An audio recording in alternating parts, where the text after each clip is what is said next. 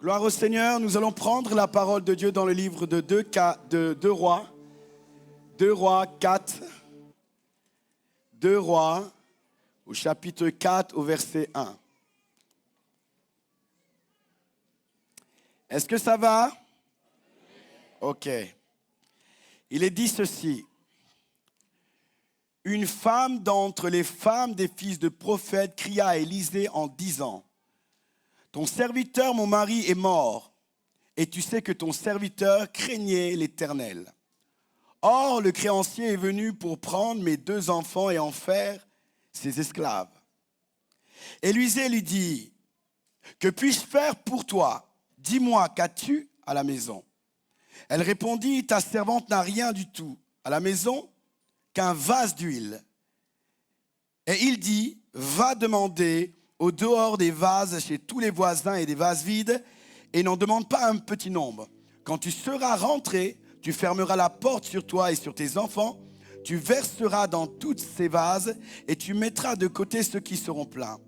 Alors, elle le quitta, elle ferma la porte sur elle et sur ses enfants. Il lui présentait les vases et elle versait. Lorsque les vases furent pleins, elle dit à son fils: présente-moi encore un vase. Mais il répondit: il n'y a plus de vase. Et l'huile s'arrêta. Elle alla le rapporter à l'homme de Dieu, et il dit: va vendre l'huile et paye tes dettes, et tu vivras, toi, tes fils, de ce qui restera. Seigneur notre Dieu, merci pour ces instants. Oui, je veux encore présenter ta parole. Prier que ta grâce se manifeste dans cet endroit. Seigneur, donne-nous encore un cœur d'enfant. Nous ne voulons pas venir par habitude, mais nous croyons, Éternel, que ta parole contient la vie. Que cette vie-là vienne changer, Seigneur, notre destinée radicalement. Nous voulons te dire que nous sommes simplement disposés à recevoir ta parole. Je te loue de ce que tu vas faire encore. Reçois toute la gloire au nom de Jésus. Amen. Est-ce que nous pouvons déclarer ces mots avec moi? Père, merci, parce que je sais que ce soir, je vivrai mon miracle. Je vivrai l'impossible. Je suis venu avec la foi. Et tu as dit: tout est possible à celui qui croit. Voilà pourquoi j'ai la certitude que je vivrai mon miracle. Parce que ta parole est la vérité. Merci Père, parce que je suis heureux. Car tu as dit dans ta parole: heureux ceux qui ont faim et soif de justice. Et j'ai faim. Voilà pourquoi je sais que je sortirai de cet endroit rassasié. Ta parole dit, et je le crois. Ainsi soit-il. Que quelqu'un dise Amen. Que quelqu'un dise encore Amen. Que quelqu'un dise un Amen de Jéricho. Vous savez, les Amen de Jéricho, c'est les Amen qui fait tomber les forteresses. Ce qui nous empêche d'avancer. Alléluia. Ce soir, j'aimerais continuer un peu sur la même thématique que tout à l'heure. Le titre de mon message, c'est connaître ses ressources pour vivre la victoire. Connaître ses ressources pour vivre la victoire. Tout à l'heure, dans l'enseignement que j'ai pu apporter, Dieu voulait mettre accent sur la compréhension de notre identité. Notre identité est quelque chose de primordial, quelque chose d'important. Il est impossible à un chrétien de pouvoir vivre une vie victorieuse sans avoir une prise de conscience sur ce qu'il est en Christ. Amen. Est-ce que ça va? Et nous avons dit que Dieu nous a placés dans les lieux célestes avec Christ.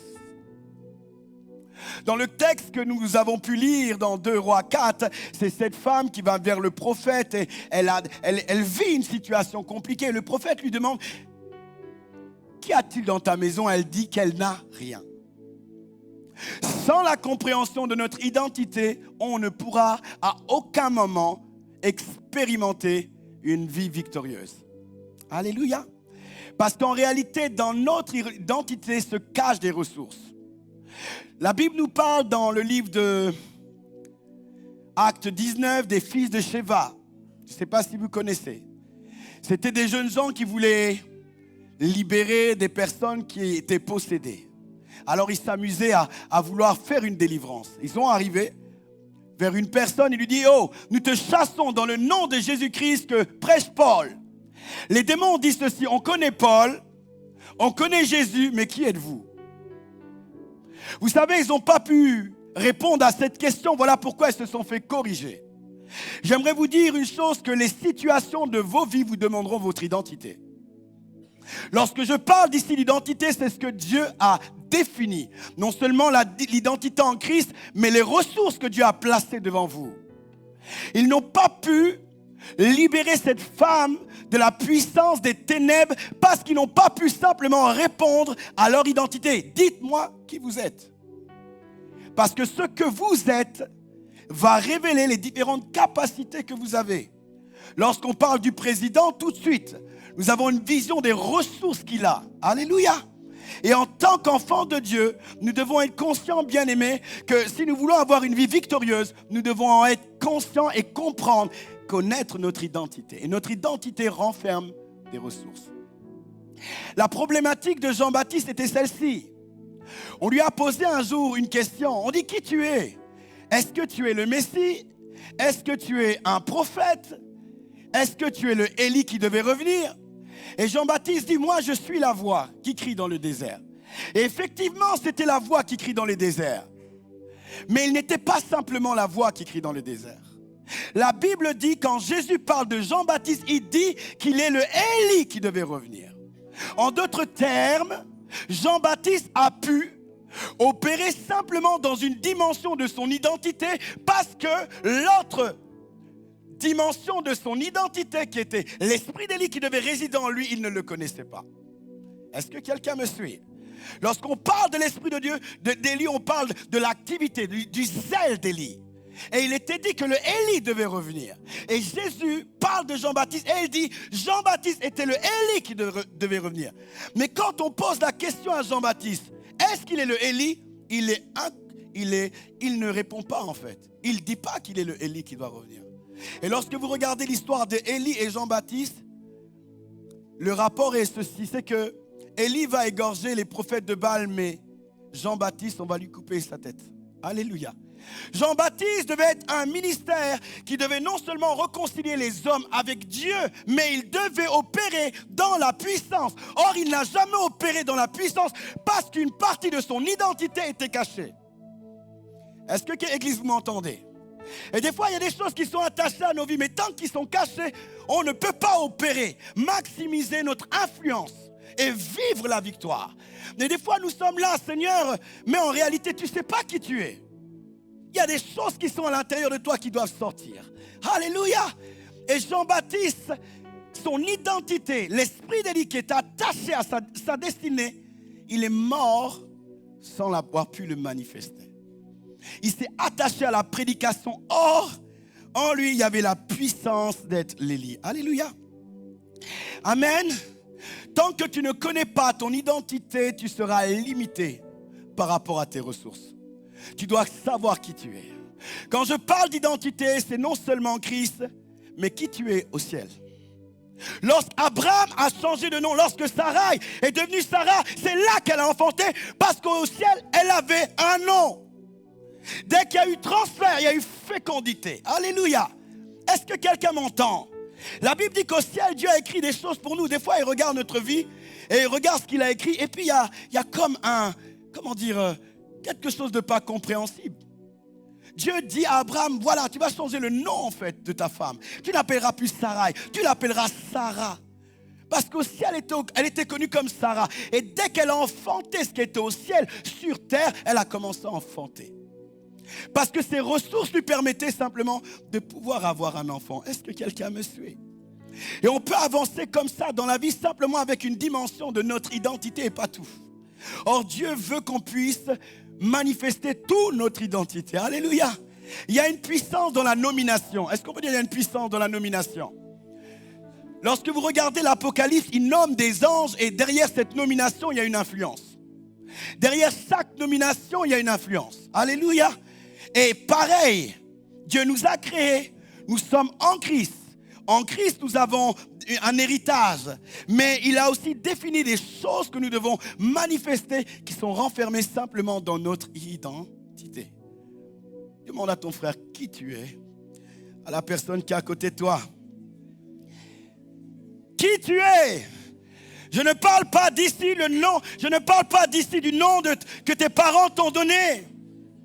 Je ne parle pas d'ici des noms que ta mère t'a donné. On avait donné le nom à Simon, mais Jésus vient l'appeler Pierre, comme si un nom pouvait transformer sa vie.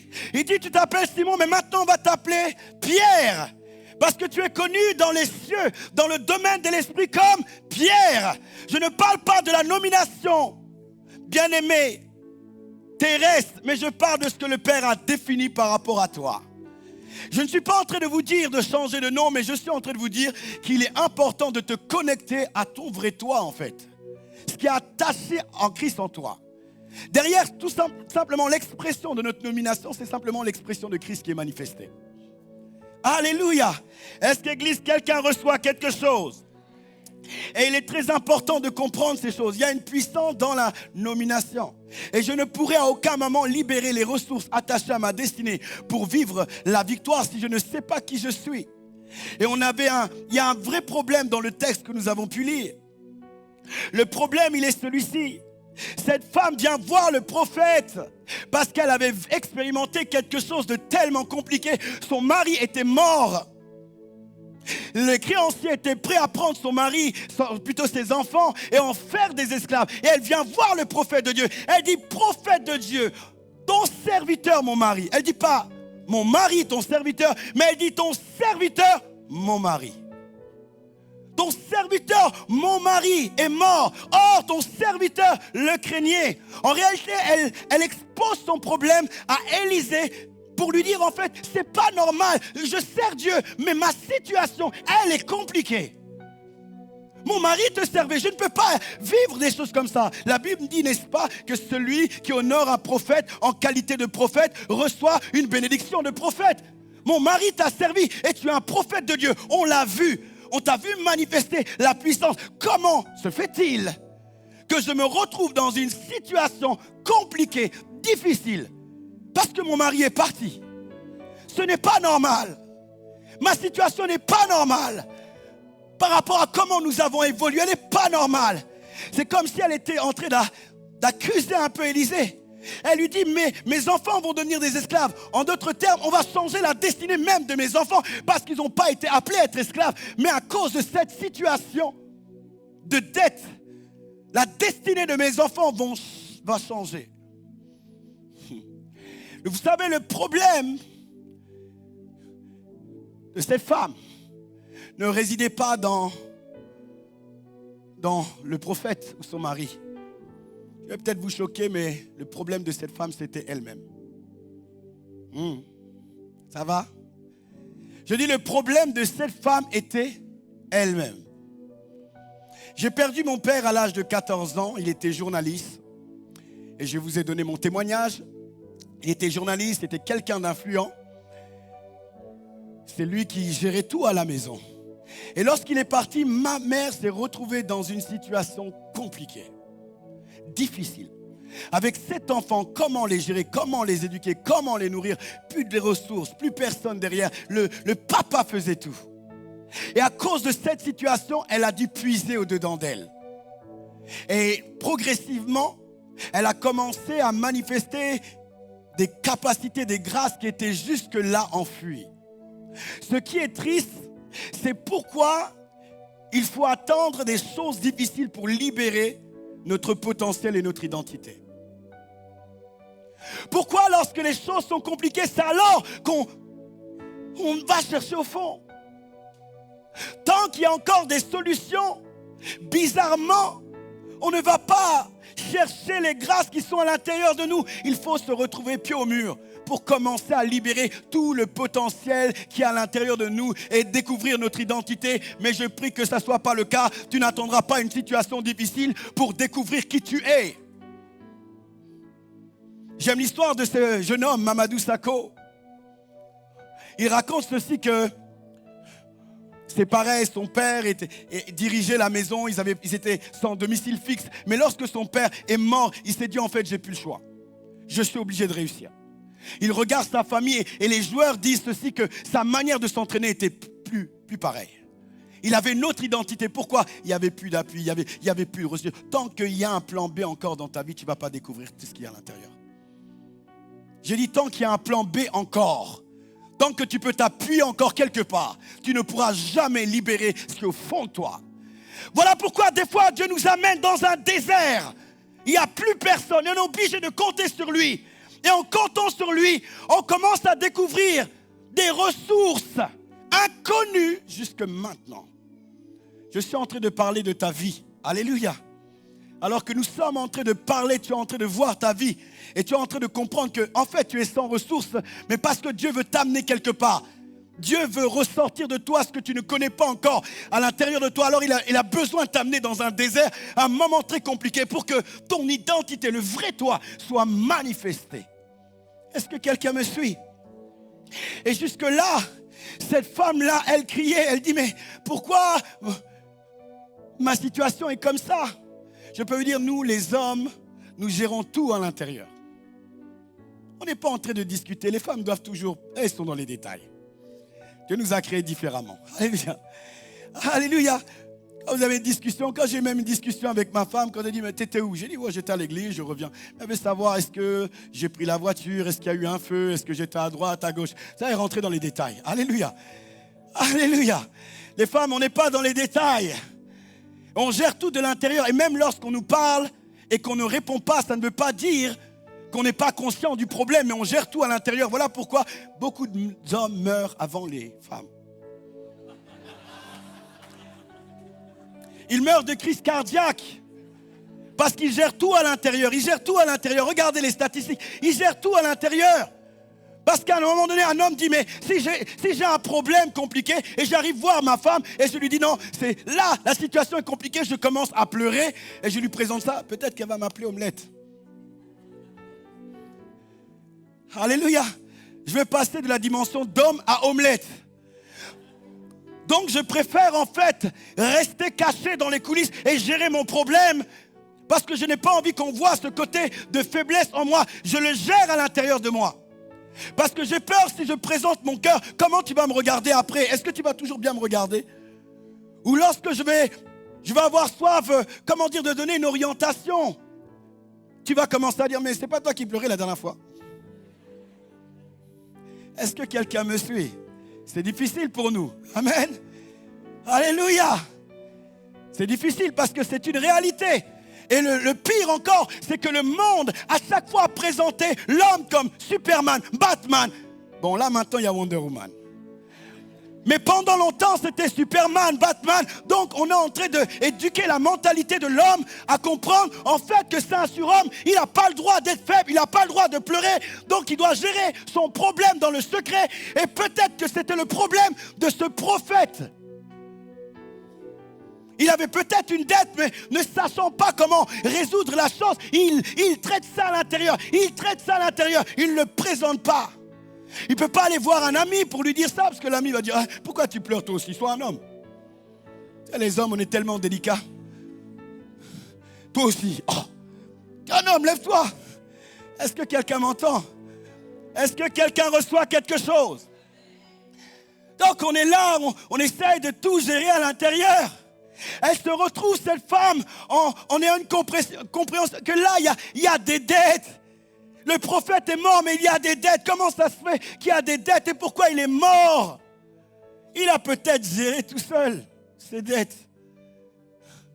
Son problème, c'est que, en réalité, elle n'avait pas compris ce qu'elle avait. Alléluia. Vous êtes participant de la nature divine. Est-ce que tu peux dire, je suis participant de la nature divine? Je suis participant de la nature divine. La nature divine est en moi. Alléluia, vous êtes participant de la nature divine. La nature divine est en vous.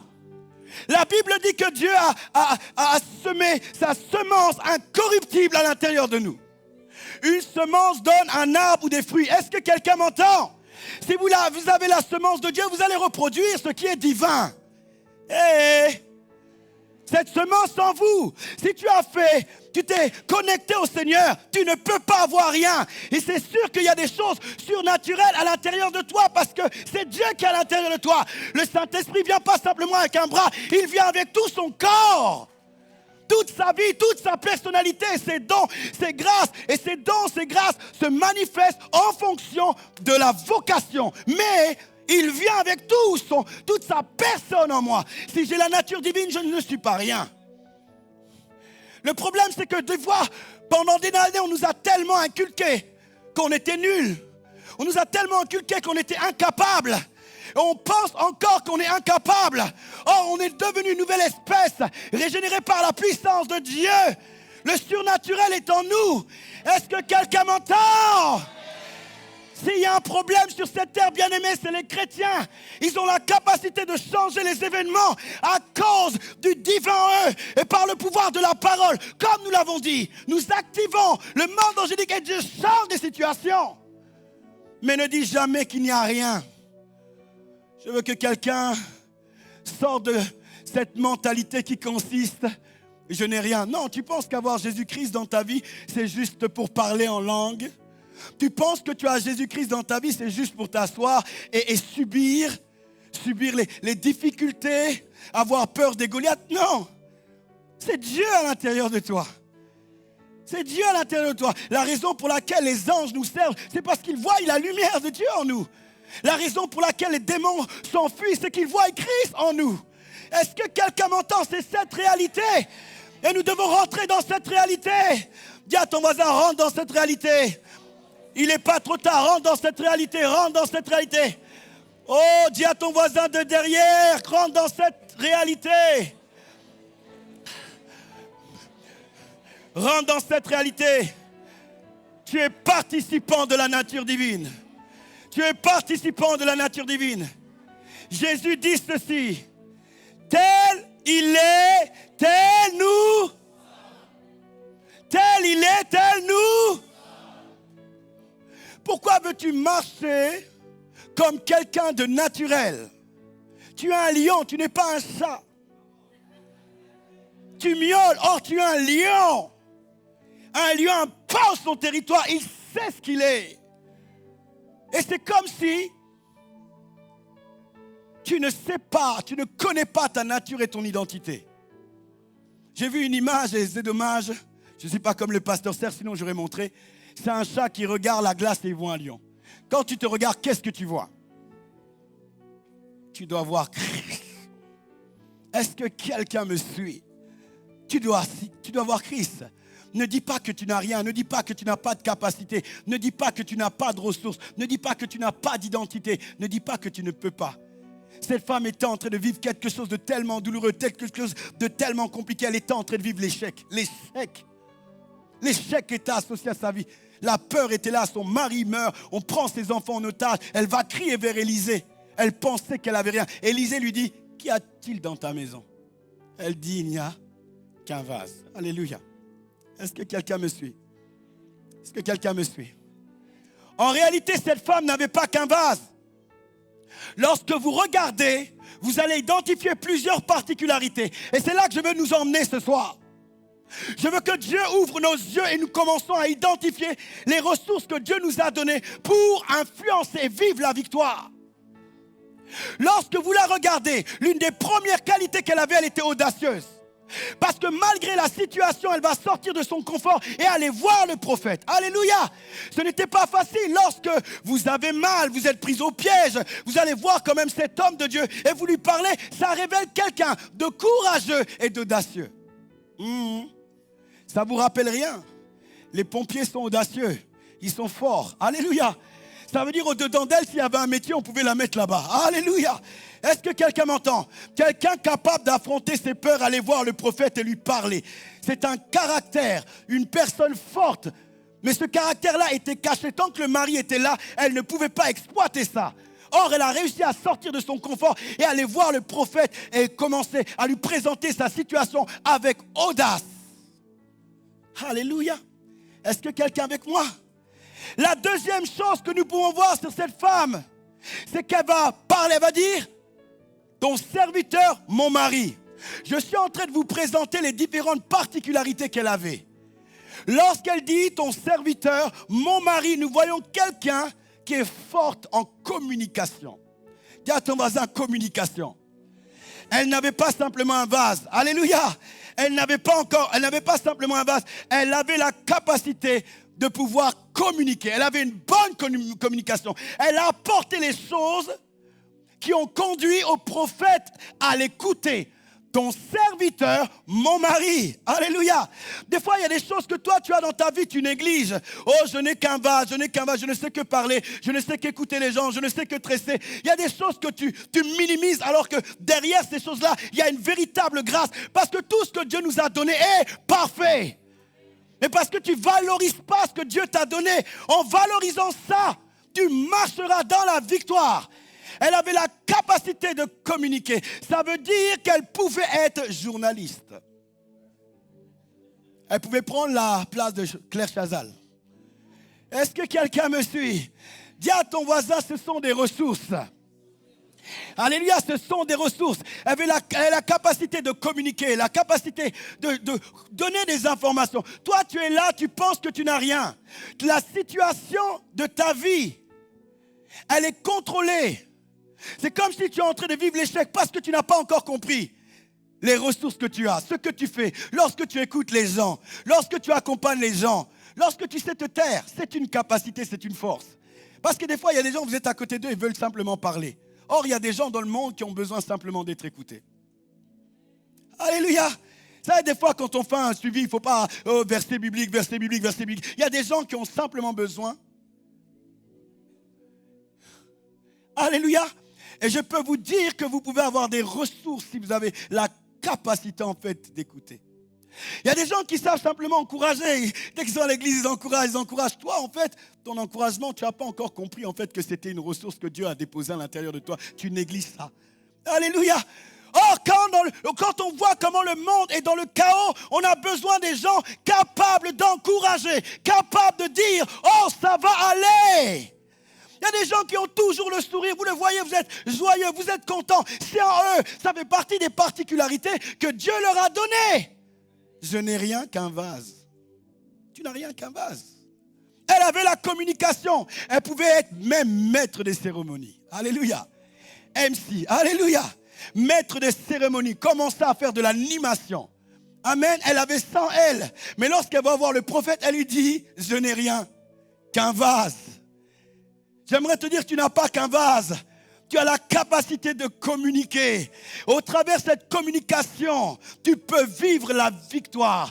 Parce que Dieu va utiliser ton identité, les ressources qui sont attachées à ton appel pour étendre tes limites, pour te conduire à marcher dans la victoire. Tu n'as que la vision du vase, mais il n'y a pas que le vase. Et même le vase, tu le négliges. Alléluia. Est-ce que quelqu'un reçoit quelque chose? L'une des troisièmes choses qu'on peut voir par rapport à cette femme, c'est que le prophète lui dit ceci, écoute, j'ai compris ton problème, voilà ce que tu dois faire. Va voir tes voisins et demande-leur un vase. Et prends le maximum possible. Et elle le fait, vous savez quoi? Ses amis ne lui referment pas la porte au nez. Ça veut dire qu'elle avait une bonne dans le relationnel. Alléluia. Il y a des gens, tu feras, c'est toi, boum. Non, est-ce que quelqu'un me suit? C'est toi, tu vas voir, écoute, je ne suis pas là. Il y a des gens, ils t'appellent, un répondeur. Bonjour, vous êtes bien sur le téléphone du pasteur Oscar Ewolo. Veuillez me laisser un message. Dès que tu vois le numéro s'afficher, répondeur. Alléluia. Est-ce que quelqu'un m'entend? Mais il y a des personnes, ils ont un bon relationnel. Alors les gens lui ont ouvert la porte. Je l'imagine en train de taper à droite, à gauche et leur dire, oh, j'ai besoin de vos vases. Est-ce que vous pouvez me les donner? J'imagine ces femmes, Nadège. J'imagine ces femmes, Stéphanie. Oh, c'est toi, tiens, prends les vases. Relationnel. C'était en elle. Tu n'as pas qu'un vase. Non, ne dis pas que tu as rien. Il y a des choses que tu ne maîtrises pas encore associées à ton identité. Et je prie que le voile soit ôté pour que tu commences à comprendre les réalités de ton identité et tes ressources. Ils lui ont donné. C'est toi, oh mais on aime tellement quand tu es là, on aime tellement parler avec toi, tu es tellement simple. Alléluia. En réalité, cette femme pouvait être assistante sociale, conseillère, psychologue. Alléluia. C'est une bonne conseillère, oui, parce qu'elle a un bon relationnel. C'est une bonne conseillère. Elle peut être assistante sociale. Tout ça, c'est en elle. Mais pendant tout ce temps, elle est restée dans sa maison. Pendant tout ce temps, elle n'a pas permis que ses ressources puissent sortir. Il fallait qu'il y ait un drame pour qu'elle puisse aller à l'extérieur et commencer à identifier ce qu'elle avait. Elle avait ça en elle. Ne meurs pas avec tout ce que tu as. Pars dans la tombe vide. Est-ce que quelqu'un me suit? N'aie pas peur. Pars dans la tombe vide au temps de Dieu. Parce que quand je dis pars dans la tombe vide, je dis, pasteur, qu'est-ce qu'il dit? Alléluia. Non, pars au temps de Dieu, mais vide. Alléluia. Quand je dis vide, ce que je veux dire, accomplis tout ce que Dieu a déposé à l'intérieur de toi. Je disais que ma plus grande frustration, c'est un jour, tu vas au ciel, tu es content, tu as fait des œuvres, waouh, tu arrives au ciel et puis, waouh, Seigneur, regarde tout ce que j'ai fait. Et Dieu vient et te dit, ah ok, c'est super, mais regarde ce que je devais faire pour toi. Ah, c'est vrai, Seigneur? Je devais vraiment faire ça? Mais je pensais que j'avais déjà fait des choses. Est-ce que quelqu'un m'entend? Tu dis donc, Seigneur, c'est ça que tu avais pour vision pour moi. J'ai joué à Marseille. Je prends un exemple comme ça. Mais tu voulais que je joue à Barcelone. Mais à Marseille, c'était bien déjà. Tu sais, vous pouvez faire des bonnes choses, mais Dieu a une vision beaucoup plus grande. Et lorsque vous arrivez au ciel, vous dites, non, Seigneur, non, renvoie-moi. Non, trop tard. Alléluia. L'essentiel, c'est que tu as accompli. L'essentiel, c'est que tu as travaillé. Mais ce que j'essaye, bien aimé, de réveiller notre conscience, c'est qu'il y a des choses grandes à l'intérieur de nous que Dieu veut faire. Et tant que nous avons la force, tant que nous avons la capacité, nous devons le faire à fond. Et nous devons creuser dans notre identité. Elle avait un super relationnel. Alléluia. Est-ce que quelqu'un me suit? Alors certains disent, oh, elle avait qu'un relationnel, bon, ça fait que 3 choses. Mais non, lorsque vous rentrez en profondeur, vous voyez qu'elle n'avait pas simplement de la communication. Vous voyez qu'elle n'a pas simplement de l'audace, de la force. Vous voyez qu'elle n'est pas simplement forte dans les relations, mais elle sait aussi négocier. Parce que rappelez-vous, elle vient voir le prophète, elle dit, les créanciers ont pris mes enfants pour en faire des esclaves. Mais bizarrement, lorsque vous lisez les Écritures, les enfants travaillent avec elle. Ça veut dire lorsque les créanciers sont arrivés, elle a certainement dit non, laisse-moi encore un mois. Alléluia. Laisse-moi encore un mois, je vais résoudre ça. Mais des fois, tes factures, tu négocies pour les payer en plusieurs fois. Alléluia. Est-ce que quelqu'un m'entend? Et toi, tu penses que c'est juste comme ça? Non, c'est une grâce. Alléluia. Est-ce que quelqu'un m'entend? Elle a réussi à négocier, à dire, écoute, attends un peu, attends encore. Je vais gérer, je paierai le mois prochain. Et je peux payer en 3-4 fois. Je vais te payer. Et elle a dit, ok, allez, garde tes enfants. Des fois, on a des grâces comme ça, des capacités comme ça qu'on néglige. Or, ce sont des ressources que Dieu a déposées à l'intérieur de nous. Il y a des gens, ils savent négocier. Toi, lorsque tu vas acheter quelque chose, tu tapes dans le bon coin. Le produit coûte, je ne sais pas, 500 €. Tu téléphones, oui, je voudrais le produit. Et le monsieur te dit, non, je ne baisse pas. Ok, d'accord, je donne.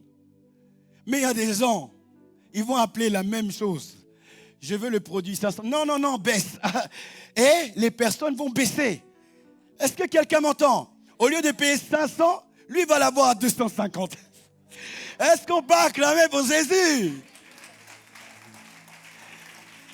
Tu vas acheter ta voiture, tu vas acheter ta maison, mais tu n'arrives pas à baisser le prix. Il y a des gens, ils ont cette grâce.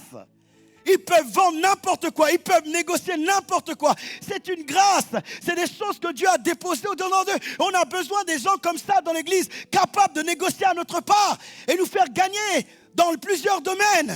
Toi, tu négocies que tes factures, mais non. J'aimerais te dire quelque chose. Si tu arrives à négocier, si tu arrives à vendre un vélo, tu peux aussi vendre une voiture. Vous ne croyez pas? Ce sont les mêmes principes. Alléluia. Église, est-ce que vous m'entendez? J'ai dit, c'est les mêmes principes. Ce n'est pas parce que tu vois les choses grandes que non. Tu vas te former, mais les choses sont à l'intérieur de toi. Tu vas réussir à négocier ces choses. Ça fait partie des ressources qui sont à l'intérieur de toi, que Dieu a déposées dans ta vie. Elle a réussi à négocier. Et tu peux aussi réussir à négocier. Alléluia. Elle avait tout ça en elle. Vous imaginez? Son mari est mort alors qu'à la maison, il y avait la solution. Son mari est décédé. Elle a vécu des situations compliquées alors que ses choses étaient en elle. Elle pouvait régler la situation. Il y a des choses, des fois, en tant que leader dans l'église, on attend des gens à droite à gauche. On attend que les gens viennent pour faire les choses. Mais pourquoi tu ne vas pas les faire? Est-ce que quelqu'un m'entend? Dieu peut activer les choses. Dieu peut te... La Bible dit Dieu a la capacité de créer ce qu'il veut en nous. Alléluia. Des fois, les choses sont simplement à l'intérieur de nous. Elle avait cette capacité à négocier. Voilà pourquoi ses enfants étaient avec. Alléluia. Est-ce que quelqu'un me suit? On pourrait s'arrêter là. Ça fait déjà énormément pour une personne qui pensait rien avoir. Or, lorsqu'on creuse encore, on voit qu'il y a encore des choses. Alléluia. Parce qu'elle se retrouve dans la maison à gérer ses enfants. Ses enfants lui donnaient le vase et elle faisait couler l'huile. Amen. Donc, elle arrivait à organiser les choses dans sa maison. Ça me fait penser à un chef d'entreprise, ça, n'est-ce pas? Ses enfants étaient là, ramène-moi le vase, et puis donnez. Elle était en train d'organiser. Vous savez, si vous savez faire les choses d'une manière excellente à la maison et que vous êtes respecté à la maison, vous pouvez faire n'importe quoi à l'extérieur. Parce que c'est à la maison, l'intimité, on voit vraiment votre personnalité et vos défaillances. Si vous arrivez à faire des choses excellentes dans votre maison, vous pouvez faire des choses excellentes à l'extérieur. Et elle avait cette capacité à organiser. Alléluia. Est-ce que quelqu'un m'entend? Un vrai chef d'entreprise. Mais c'était caché. Alléluia. Est-ce que tu commences à voir ce qu'il y a à l'intérieur de toi? Est-ce que Dieu commence à faire tomber des écailles et tu commences à comprendre que ce que tu minimisais en réalité est un véritable potentiel en fait de Dieu. Il y a une véritable ressource là, amen, capable d'organiser, PDG. Tu fais ça, tu fais ça, tu fais ça. On a besoin des gens comme ça. Ils ont comme un don aussi de présider, d'organiser. Ces choses étaient à l'intérieur d'elle. Alors elle dit au prophète, je n'ai rien qu'un vase. Je n'ai rien du tout, je n'ai qu'un vase.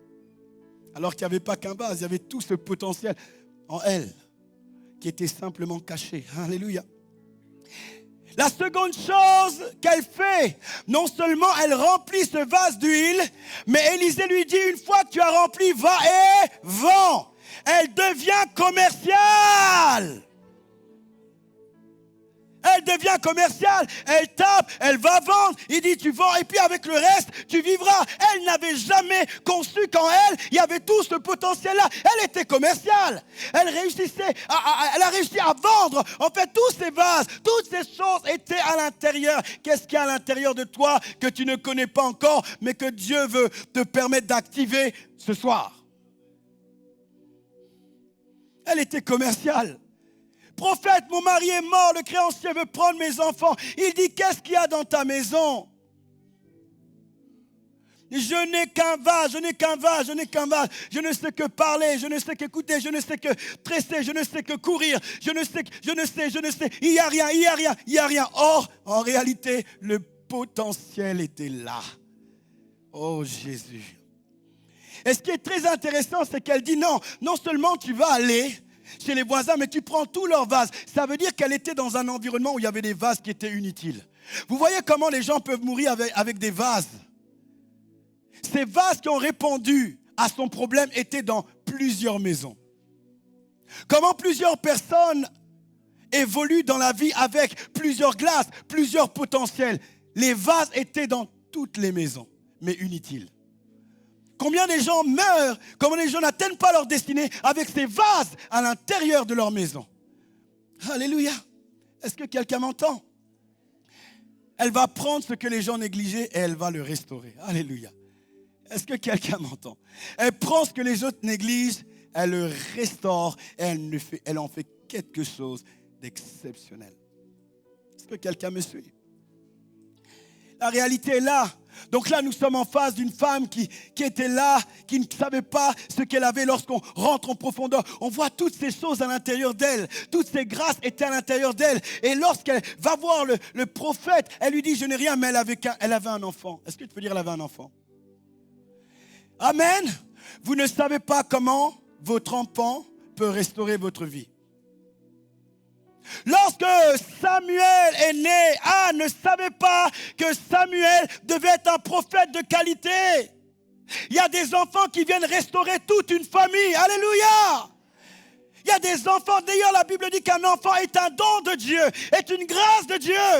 Et derrière des enfants, Dieu peut utiliser pour restaurer ta vie. Alors ne dis pas que tu n'as rien parce que tu ne sais pas ce que cet enfant peut faire. Et ce n'est pas le monde qui définit l'identité d'un enfant, mais c'est le Dieu qui est au ciel. C'est lui qui a défini sa destinée. Et si tu peux comprendre ça, elle dit je n'ai rien. Or elle avait ses enfants qui étaient là. Oh, j'ai lu l'histoire de Pelé. Vous savez, je suis un joueur de foot, donc je regarde beaucoup le foot et je prends beaucoup pour exemple le foot. Lorsque le Brésil avait perdu, toute la nation était en pleurs. Et lui a dit, un jour, je remporterai la Coupe du Monde.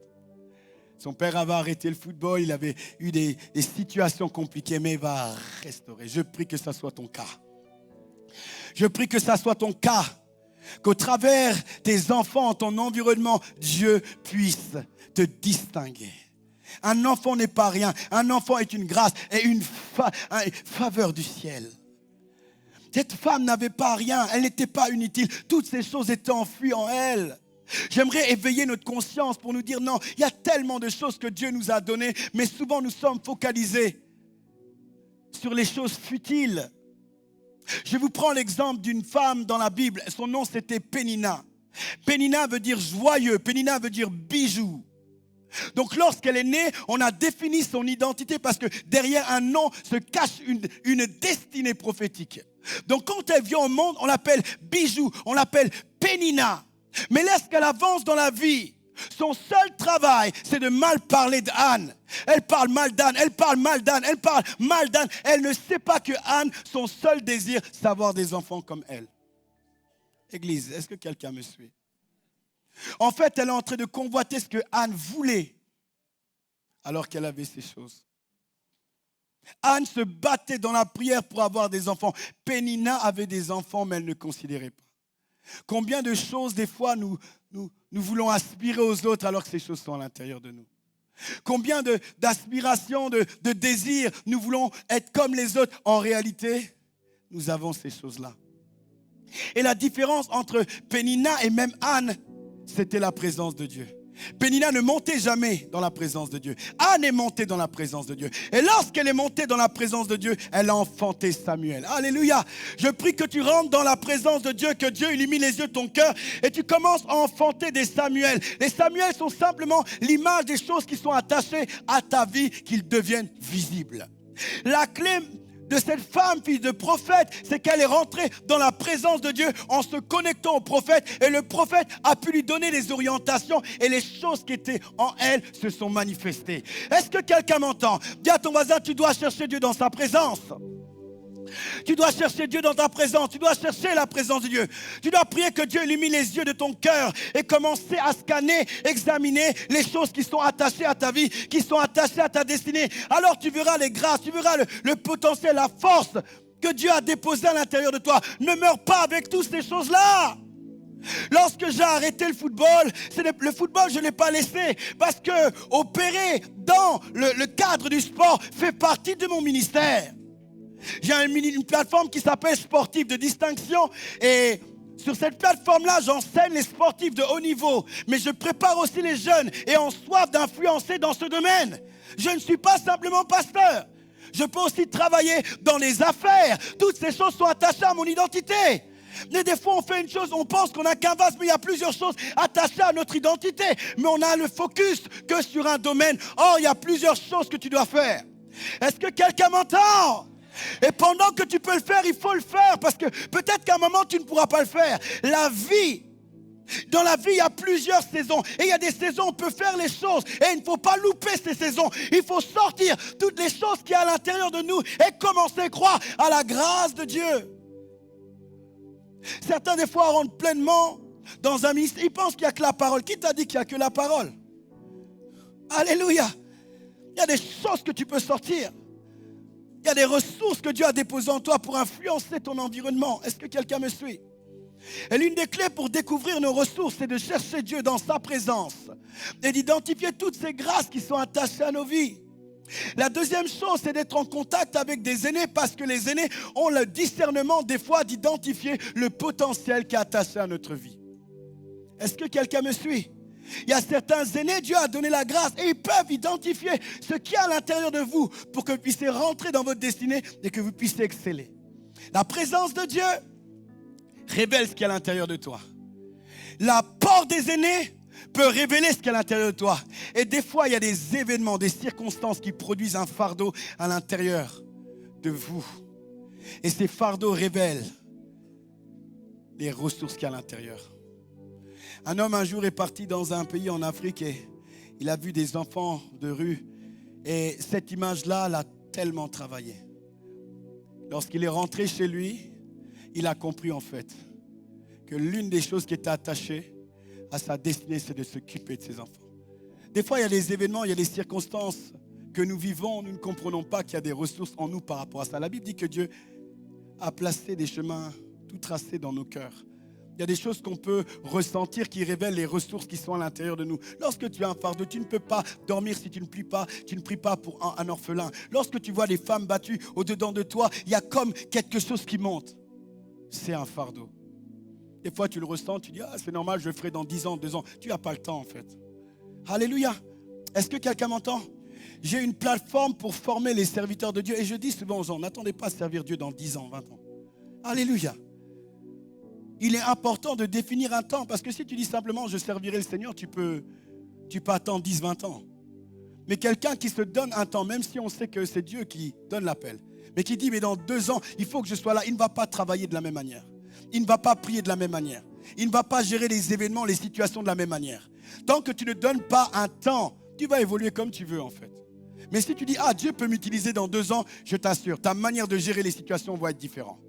Tu ne vas pas être dans la distraction. Lorsqu'il faudra pardonner, tu vas pardonner. Lorsqu'il faudra prier, tu vas prier.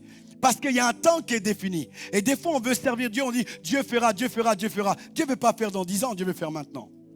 Tu ne m'as pas compris. J'ai dit, Dieu ne veut pas faire dans 10 ans, Dieu veut faire maintenant. Dieu veut le faire maintenant. Lorsque nous voyons comment la société part dans tous les sens, les lois qui sortent, le cœur de Dieu bouillonne et son inspiration profonde, c'est que des serviteurs et servantes sortent de n'importe où pour influencer les nations et les différentes sphères d'influence. Son cœur brûle quand il regarde le domaine scolaire, le domaine politique. Le cœur de Dieu est en train de brûler. Lorsqu'il regarde le domaine des arts, son cœur est en train de brûler. Lorsqu'il regarde le domaine des médias, son cœur brûle et il cherche quelqu'un. Et pendant ce temps, on est en train de perdre notre temps parce qu'on n'a pas défini un temps et on n'a pas scanné les choses qui sont attachées à notre identité. Dieu veut faire quelque chose. Mais il ne veut pas le faire dans 10 ans. Il veut le faire maintenant. Nous allons vivre des temps glorieux. Est-ce que quelqu'un m'entend?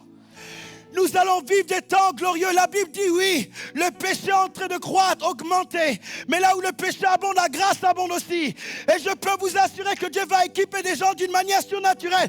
Parce que nous sommes dans la dernière heure et la distinction doit se faire. On doit trouver des hommes et des femmes dans tous les domaines capables d'influencer l'environnement d'une manière surnaturelle. On va trouver des journalistes prophétiques. Ils sont en train de communiquer, mais ils ont des paroles de connaissance pendant qu'ils sont en train de parler. Nous allons voir des footballeurs prophétiques pendant qu'ils sont en train de jouer. Ils sont capables de donner une parole de connaissance à leur adversaire et à leurs coéquipiers. Est-ce que quelqu'un m'entend?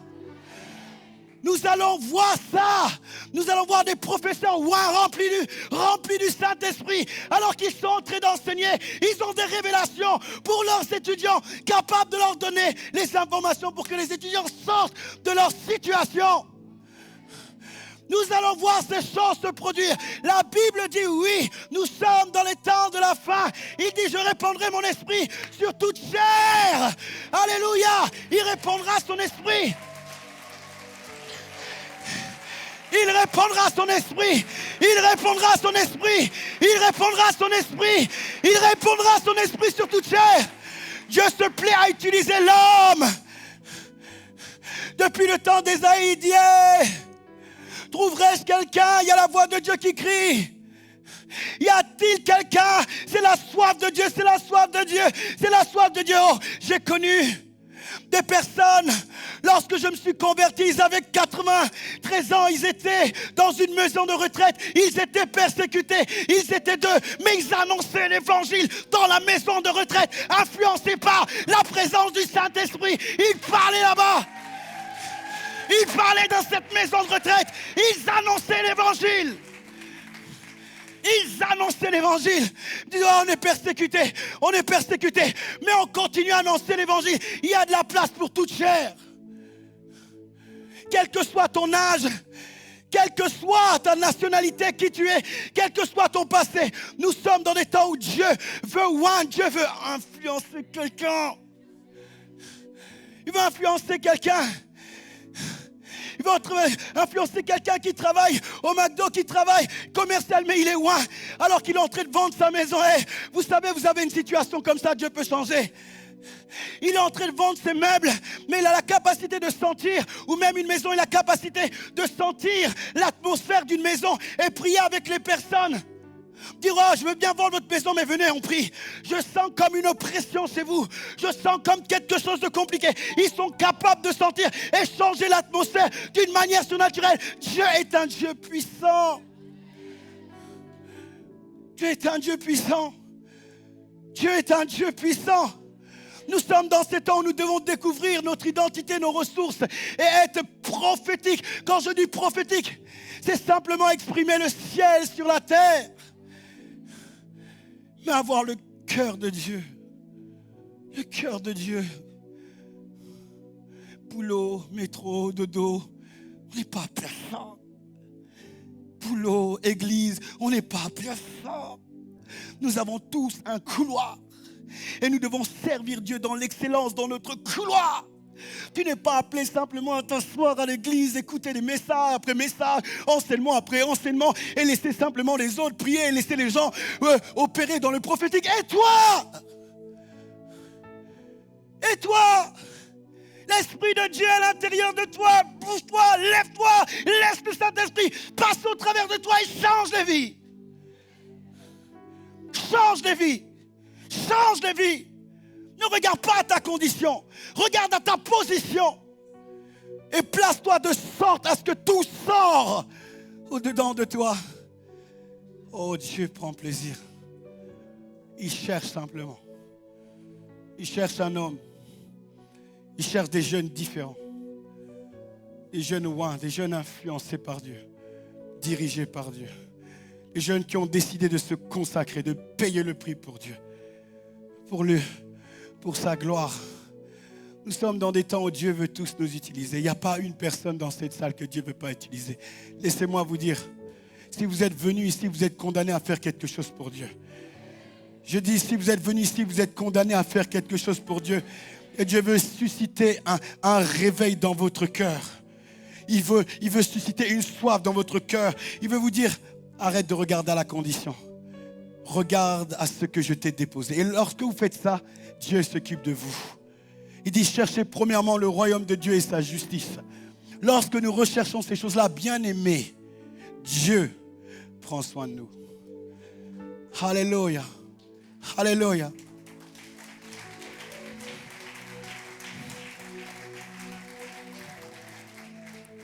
Alors que je suis en train de prêcher ce message, je prie que Dieu dépose le feu dans votre esprit. Les bras sofa. Est-ce que quelqu'un peut venir au piano, s'il vous plaît?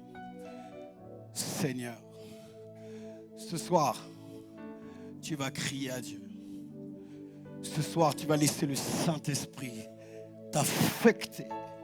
Ce soir, tu vas laisser le Saint-Esprit faire tomber tes pensées, les forteresses qu'il y a à l'intérieur de toi. Ce soir, tu vas non seulement laisser le Saint-Esprit le faire, mais tu vas permettre à son esprit d'ouvrir tes yeux et commencer à te voir opérer dans un domaine.